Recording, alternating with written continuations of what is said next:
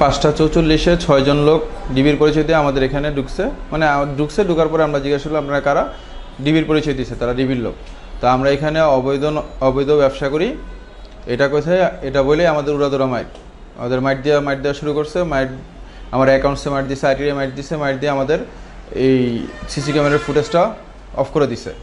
Of করে দিয়ে আমার রুমে আসছে, আইসা আমাদের 6 জনরে অনেকক্ষণ চর থাপ্পড় মাইরা তারপর হচ্ছে একটা রুমে বন্দি করছে অস্ত্রের মুখে। ওদের কাছে পিস্তল ছিল, 2 জনের কাছে পিস্তল ছিল আর 2টা ওয়াকিটকিও ছিল।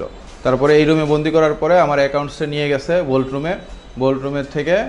ওখানের ওরা লক ছিল না, কিন্তু ওই খুলতে সমস্যা হচ্ছিল, ওরা মাইরা তারপরে ডাকনাটা খুইলা ওখান থেকে 98,18,00,000 টাকা নিয়ে নিছে।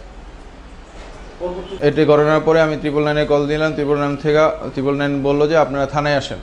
তো থানায় গেলাম, থানায় গিয়ে অভিযোগ মানে ওসি স্যারের সাথে কথা হলো, উনি আসতেছে, উনিও আসলো। আসার পরে ঘটনা শোনার পরে অভিযোগ নিল একটা। অভিযোগ নেওয়ার পরে ওনারা রাত 12টার দিকে ওসি স্যার,